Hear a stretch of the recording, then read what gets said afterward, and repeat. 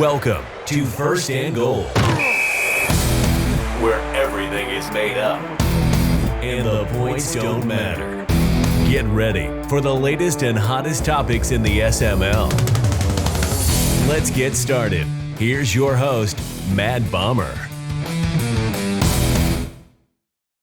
All right, welcome SML to First and Goal. This week we've got Primetime 000, DW, Fins, and the new folding chair maybe, Doink.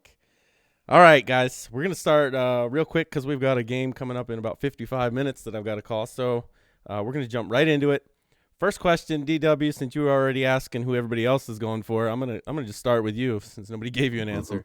What SML owner gets overlooked and doesn't get enough credit for how good they are? Go with my boy Fins, the Doink Killer, as we're calling him now. Actually, man, he finished 6-11, but I feel like he had a decent season. I mean, knock off Noel twice, and here we go. We'll bring up Noel and blast him again because we can. You got a win over Future. He's also got a win over D Muse this year, who's also a really good player. And that Doink victory I think was a big moral, like self-confidence raising victory for Fins. So I'm going with Fins, man. I like Fins. I could see that. That's very un-DW of you to compliment someone. But Fins, who do you think? We'll just go right back to you. You want to say DW? I actually don't have DW, so I feel really guilty. Oh, wow. How Canadian, anyways. I think DW is getting his credit he deserves now. So I'm actually going to go I'm going to pick two because I'm Canadian and I couldn't just pick one. It didn't say one. Peter. It does say what SML owner. So Owner. that would be owner. That is not plural. I don't know if they teach plurals up there in Canada, but Yes. Probably not. I am a phys ed teacher by heart, so fine. If I have to pick one, I'm gonna go with my boy Matt. Only because Matt legitimately pisses me off when he says he's not good, and when you're a player like me who's actually not good, it's highly offensive. So, Matt plays really good defense. He is a consistent playoff contender. And like my other guy that was going to pick D-Muse, he is, he's made appearance in the big dance, right? Like he's pretty good. So there. Okay. Absolutely. Minus 3 points. And this year, good thing points don't matter in this game. In this, and if you look at Matt's passing stats this season, he actually made very good strides in his passing game. He a very good TD to int ratio, and he might be on track to get a death bump. I know you need to go to bed, Prime, because you have to farm in the morning with the rest of the Amish. So I'll say my boy Matt. All right. See, Matt, I don't think Matt gets overlooked. I think Matt overlooks himself. Everybody else has agreed that he's good. That was a bad answer by Fins, honestly. And I'm going to go ahead and make you negative 12 to show you that points do matter a little. So, Doink, how about you? Who gets overlooked? Who gets overlooked? I agree with both the first two people that I think Matt is still overlooked. I think some of his narrative pushing has led to him being a little bit overlooked. Never mind people just puking in their mouths every time him and Prime are flirting with each other in chat. And Vince hit the nail on the head. D-Muse is consistently, was he a 3 seed last season, I believe, in the AFC, 2 or 3 seed? He's pretty high up there. He's competitive every year. He usually beats guys he should. He consistently is good on both ends of the ball, takes care of the ball. Mac Jones was slinging it this year. I think Mac Jones is going to dev bump. Might still have a noodle arm, but it hasn't stopped him from getting the ball to Ridley, to Wall, or whoever. And then the other one would be honorable mention to Clinky for, if he can hold on to the ball. His defense is there, his rushing attack's there. He's been passing the ball better. I would look out for him next year, especially as that Lions team continues to build up. All right, I gave you a bonus 10 points for bringing up that Matt and Prime make everybody puke, and then minus 10 points for picking a second person. All right, Prime, now that everybody's taken your answer, who do you got? D-Muse, actually. And here's why. I think D-Muse is actually what a lot of people thought RD was going to be this year, and that's kind of quiet, a little boring, but he runs the ball well, he makes efficient passes, and his offense is very steady on pace. Whereas, and I'm not going to take any shots at RD, I'm kind of past that now, but yeah, I just think he is what a lot of people thought RD was. Like Doink said, he made a Super Bowl last cycle. I think every time he's made the playoffs, he's won at least one game. He plays good defense, but since he doesn't talk a whole lot, he doesn't quite get the recognition that some others do. Yeah, I definitely wrote that question with him in mind, at least as my guy, and he definitely gets overlooked for as good as he's been. But topic number 2, we'll go to Finns. So, there's a lot of talk about which conference is the best, AFC North, NFC South.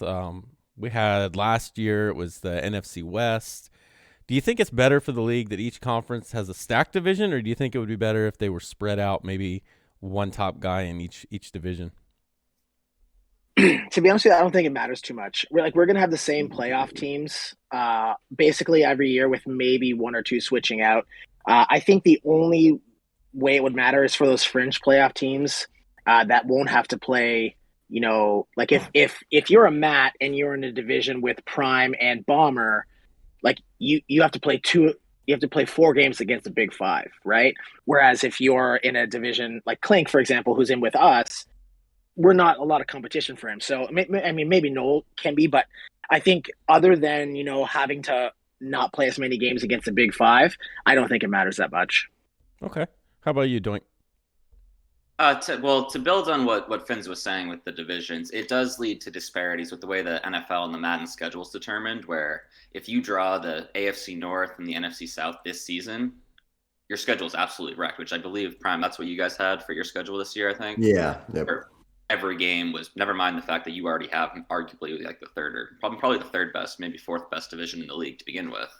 You're playing, 10, 12 games against projected playoff teams at least. Well, I don't make the playoffs, but ultimately though, I think having the guys more spread out leads to, at least on the talking shows, the podcasts, whatever, Eminem, first and goal, etc.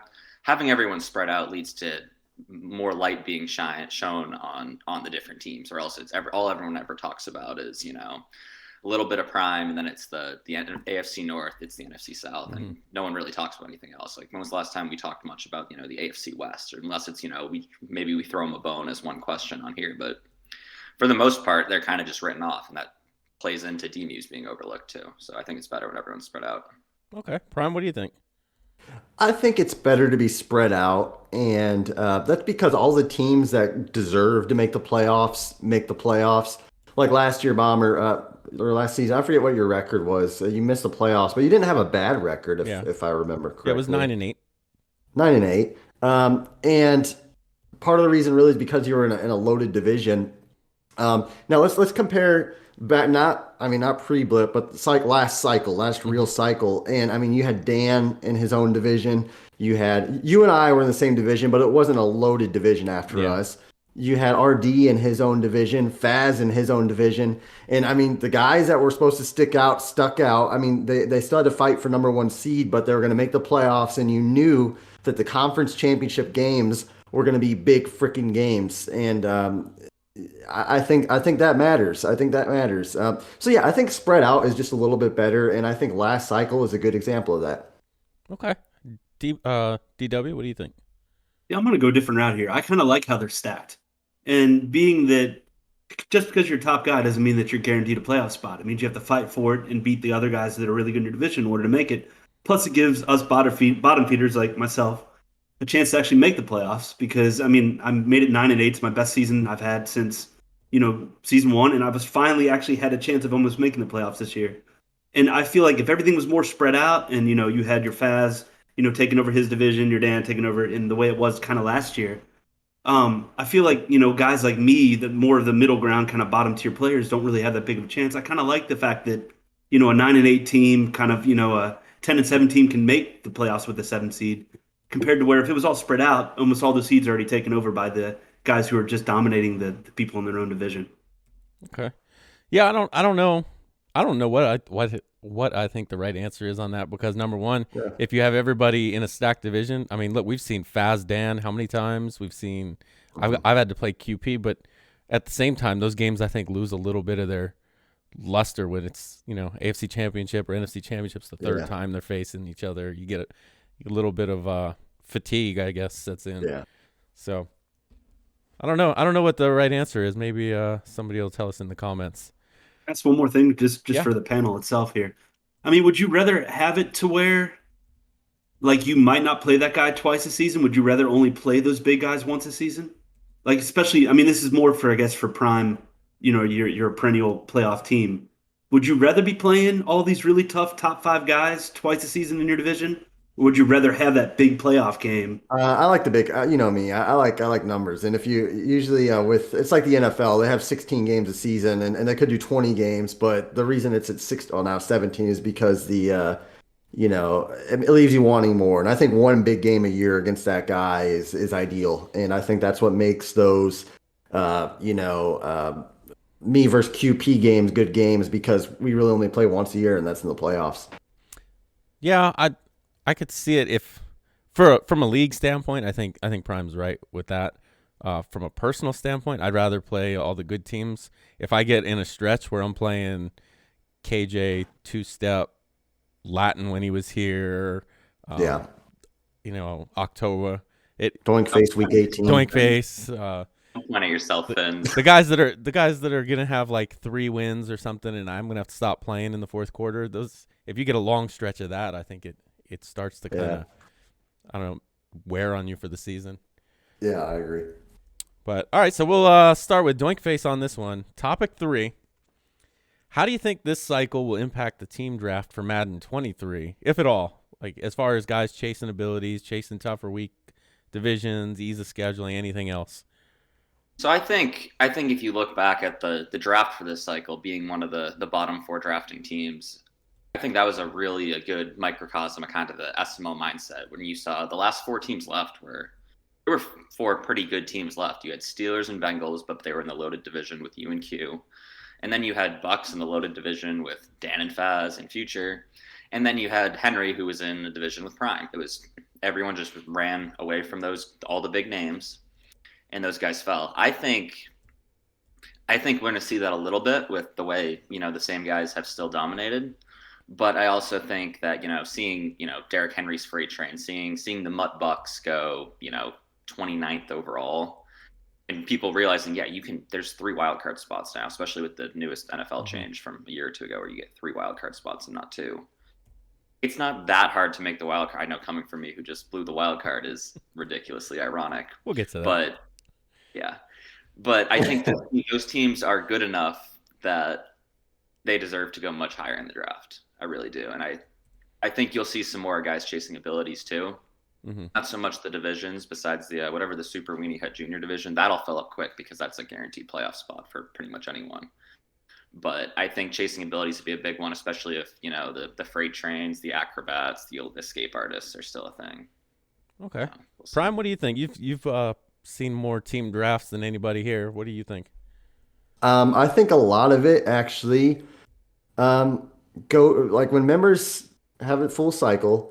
I think they find the guys they don't want to play with, and they have a list of 4 or 5 guys maybe, and they're like, okay, this guy I don't want to play in his division because he freaking sucks at scheduling, and this guy is just I don't like his gameplay, and I think those are the biggest. Honestly, I think those are the biggest reasons why people avoid divisions or avoid teams. I've seen it time and time again. People don't want to play certain guys, and I think Faz, he's like, I'm not joining a division with Matt because Matt, he runs the ball or whatever. I think it's that, just the person and scheduling is what they avoid. And I don't think teams matter as much because you're going to play 7 or 8 seasons, unless if you have a blip, and your team's going to change anyway. Yeah, I'd agree. DW, what do you think? I'm going to ride off both their points so far. Both of them kind of took what I was going to say, but now I'm going to change it up a little bit. I would love to propose a blind draft for one cycle here. Still have the top. You have your order that Prime decides on. With whatever, with evals and everything else. But you have everybody submit their top 10 teams in order of the teams that they would want, and then Prime goes down the list and just picks that team up, and it doesn't matter. Then you don't know who's in your division. It would make it a whole bunch of fun. I mean, honestly, and you're still getting a team that you want because you got your list. So I don't know. That's what I would propose. But other than that, for me, I don't want to get in. I have a couple issues with some people and their scheduling. Sometimes my schedule just doesn't match up with certain people in this league, and some people are worse at scheduling. So scheduling is a big thing for me. But I would love to see a blind division one or a blind, draft one day for teams. I think that'd be cool. That would be interesting. I don't think it would be completely blind though. With all the sub chats of Thanos Club, Primer Pussies, the Click, all that, everybody would, for the most part, would know, and then you'd have those couple guys that would be on the outs and they wouldn't have a clue. But I do That's like a the good point. idea. It does sound That's a interesting. good idea. Fins, what do you think? I came from a league that had a blind draft. Like we submitted a list of 5 teams. I hated it. I thought it was awful. I hated the fact that I had had very little control on what team I got. So personally, I wouldn't like that. But for me, you guys hit the nail on it. For me, it's all ease of schedule. Like if you look at my at post blip, I completely panicked. I picked the Bears. I was going Bucks because I'm losing anyway, so I don't care, right? So but I picked the AFC West with Prime and Dan because I knew I could have good scheduled games, right? And then I was going that way, and Mike and Coop and those guys were like, do not do that to yourself again. don't do that. Don't be an idiot. They actually told me to go Vikings, but I was an idiot and went Bears. Worked out in the end. I think I'm doing okay with them so far. But yeah, for me, it's ease of scheduling. But I think next year I may actually be one of those guys that chases a freight train or escape artist guy, just to kind of see what it's like. If Beans seems like a guy kind of like me, like his, could be like a 6-11, 7-10 kind of guy. But with Freight Train, he has a chance to make the playoffs, and I'm not above reproach and taking any advantage I can get. So, you could go ahead and call me, hey, he's only making a playoff team because he has Freight Train. Yeah, but I'm in the playoffs. So who cares what you say, right? So I think I probably will chase abilities next year. Okay. All right. Fourth question. And we'll start with you, Prime. What do you think separates? You hear about the Big Five, whatever. But what do you think separates those Big Five from the rest of the teams? I mean, I don't think the gap is that big, but what separates them, and what can those teams do to kind of close that gap? Yeah, and I've made this comparison a few times, but it's the same thing that like separates Tom Brady from everybody else. I mean, Tom Brady doesn't have the biggest arm, and Bomber, you and I aren't the best passers in the league, or maybe not even the best runners, really. But what Tom Brady does great is he always makes the right play, or more often than not, he doesn't force the issue. He does what's needed, and he doesn't do more than that. So translate that to Madden, it's, hey, on 3rd and 3, I'm not going to throw a 60-yard streak. I'm going to throw that 4-yard check down and get the first down, keep the chains moving. I'm not going to drop back 40 yards and take a sack. In the red zone, I'm not going to throw a pick. I'm going to get my points, unless I go for it on 4th down. Things like that. It's just doing the simple things repetitively and consistently. And more often than not, that's gonna get you a win, because the other guy on the other side of the field that's not in the Big Five, he's probably not doing that things like No Bean, and he's gonna make a mistake, and then you just limit your mistakes and you win. Yeah, I'd agree with that. DW, what do you think? Yeah, to me, it comes down to one thing and one thing only with the top 5 that separates them from the rest, and that is consistency. I mean, you look at guys like, me, Fins, some other guys who, we hover around 500. But on any given day, we can beat anybody in this league if we don't make our mistakes. But the problem is we all struggle with consistency. I mean, I've been playing awful ever since this blip, and sure, I can blame a million different reasons to everything else, but that really just comes down to I'm not consistent. I'm a completely different team each week. I come away from my game plan too fast. I think that the top 5 guys, they stay consistent the entire time, and they don't come away much from their game plan no matter what happens in the game. Or they're very good at adjusting and being consistent with adjusting with something that's not working. So to me, it's consistency. Okay. Fins, what do you think? I went with making adjustments on the fly as my top one, and just turnovers. Like, guys like me, and shout out to first mate interception leader Mike. And we've just forced too many throws in bad situations, like against Doink. I don't know if you guys watch. I just beat him last week. There was a play where Komet was coming across the field, and I thought I had a couple steps on him, and White kind of undercut it, and I'm lucky it wasn't picked off. He actually got the SWAT animation instead of the pick, and everyone was like, "What are you doing? Run the ball!" And I listened to it, and it worked out. But and then you look at guys like you Bomber and you Prime. If I'm torching you with underneath throws, you guys can make those adjustments on the fly, and still seem to be able to take away the deep stuff and take away the short stuff. And I don't know what I'm throwing to. That I think that's the difference. Me, if something's working and I stick with it, and you make an adjustment on offense, I'm like, I don't know what I'm doing now. Like, I'm lost. Yeah. Since I wasn't laughing at you, I'm laughing at Prime spinning his chair. I'm getting Hova. Shout out to Hova. Yeah. There you go. All right, so Doink, what do you think? Yeah, I mean, all three of them really touched on it. The two big points I had: consistency, and that's it's being consistent and executing, not turning the ball over is the big one. It's also beating the people who you're supposed to beat. It's when you're playing guys who have worse records than you, guys who aren't in the playoffs when you currently are in a playoff spot. Those are guys you have to beat to make the playoffs, to go far. Prime's about to give himself CTE and he bashes the table over there. But that's what you got to do. You have to beat all the teams below you and then take care of the ball and execute against the teams that are on your level, even just to beat them. Being able to adjust at halftime throughout the game is what makes the great players great, because even if, Nick Chubb gets taken away or Jonathan Taylor gets taken away or whatever, you guys are able to adjust.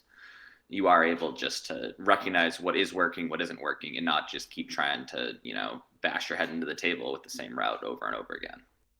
I think that goes a long way. All right. As to what can other teams do to close that gap, I think that's where I actually, going back a question, or two questions. That's where playing the best people over and over, I think, does make you a lot better as a player, because you have to learn how to be consistent, how to adjust on the fly, and figure out how to beat some of the top dogs in the league. So I think just keep playing big games and keep competing, even if you get down early, is to don't spiral and start throwing interceptions. Okay, so Doink clearly learned how to score points in this game. Just, how to win something this week. Continue to talk. Yeah, we'll see. I wouldn't bet on it. All right, so the bonus question after the debacle that was the end of this season. Who had the bigger collapse, Doink versus Finns, or Grams versus Fig and Field? And does either challenge Meats for the title of folding chair, especially now after Meats had a big playoff win? And we'll start with you, DW. Oh, man, Doink, I love you, buddy, but that collapse is pretty rough, man. It's pretty rough. I mean, I don't. Do we know? Let me think this over, because I didn't really think this question. Didn't think it was coming to me first. It's cool. It's only been. He was gonna steal our answers. Is what he was gonna do. That's what he was gonna do. No, I did need some help. Just skip me, man. Just give me negative 10 points. You cheated. Wow, that's pretty weak. Unexpected for DW to I couldn't not take a chance to shit on someone. And it made me nervous. He's sitting right there. I don't want to bash the dude. I'm taking away every point you've earned to this point. Finns, Oh. go ahead, Finns. Feel free to shit on somebody, and we'll call this the DW down. I'm not a guy that kicks a guy when he's down, so I went with Grams here. I think Grams had 2 kicks at the can, not just one. Right? He could have beat Fig or Field, and drunk Grams came out and said, this game didn't matter, and then all these kinds of things. When you have 2 shots and you don't get either, to me that's the thing. But no one, I think, the SML is also the narrative league, besides it being the Sim Madden league, and no one will ever take away the folding chair from Meats. Meats will be the original folding chair, or the OG folding chair, or whatever you want to call him, but he will always be the folding chair. All right, Doink, what do you think? Let Prime get his spiel out of the way now. Let him get. I'm saving him for last. I have a feeling he's got plenty to say.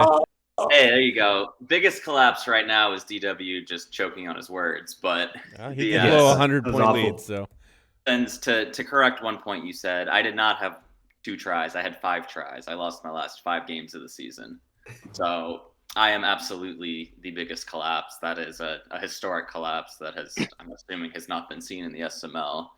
I was competing. But your 5. I'm gonna cut you off right there. I'm gonna stop you right there. Taylor Swift had a great album. I'm gonna Kanye you. Like, you had your last 5 games were against really tough scheduling, or tough games, and then me. So it was like your games. You played Dan, you played Clink, you played Future, and you played Foz, I think, And Matt, who I lost to. and Matt, right? I lost And then to me. Matt. So those four games put a lot of pressure on you to win this game, right? Whereas it did, for sure it did, because you had Prime in your ear, you had Foz in your ear, you had everybody in your ear. You can't lose to Finn. It's not like you just can't lose. You can't lose to me, because if you lose, Prime said, he said, and I quote, if you lose to Finn, it's not just a loss, that's a monumental collapse. So you had like all of this pressure on you, but no one was talking. Grams had the kind of easy way out. Grams was like, lost in overtime. It's fine. I got another one. He's drinking, Dom Perignon while, hugging actors and hanging out with athletes. Like, Grams Grams had too many kicks at the can. Yeah, no, it's me, and it's not even close. That's a historic collapse, and all we can do is try to be back next year. I believe I guaranteed a playoff win in my end of year tweet, so we're sticking by that. Bring back Brady. So are you the new folding chair? No. Okay. Meats is just gonna fold on a bigger stage now. All right, Prime, what do you think? I know you've been waiting the whole time. Yes. So I thought for sure Grams was going to be it, because just the way how he handled those two games, and I was stunned. That was a big collapse. But I took Grams's previous 3 cycles into consideration, that he really hasn't done anything in the regular season. I think he's made the playoffs twice. So I was like, okay, maybe not that big of a collapse. It's like if Fig did this. It's like, okay, well, Fig, he's not a playoff guy, so how big of a collapse is that really? Whereas Doink, he's kind of he's kind of a playoff guy, and he has been. So taking that into consideration, and his around 65% win percentage, it's just a huge collapse. You don't lose 5 in a row.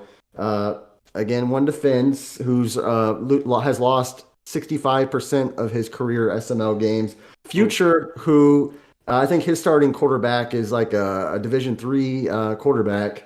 And then you have Matt and Clinky, who are both hot and cold, and Matt's too busy on my lap to really play these games. So, I mean, you consider all these things, and it's like, I mean, you got to win 1 of 5. I mean, that's all you got to do, and you can't.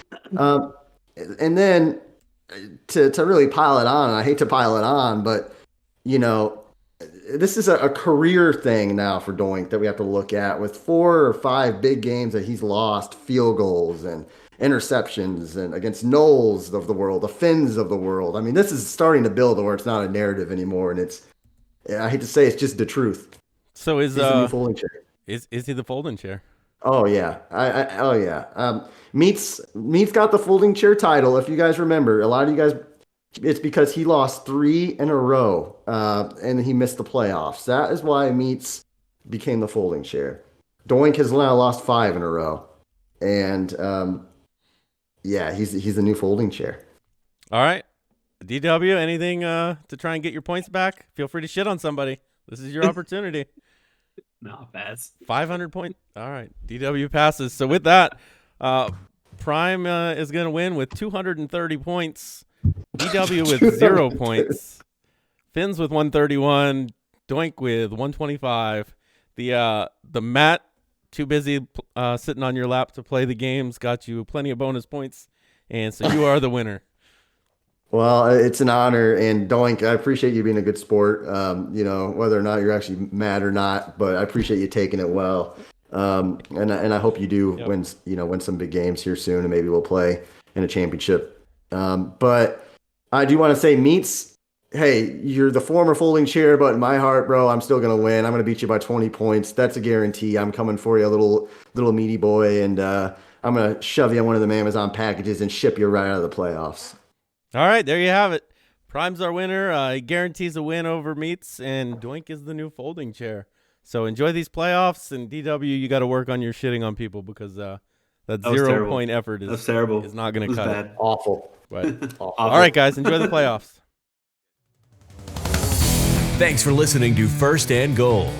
Be sure to check out Mad Bomber TV on Twitch and YouTube for the latest from the SML.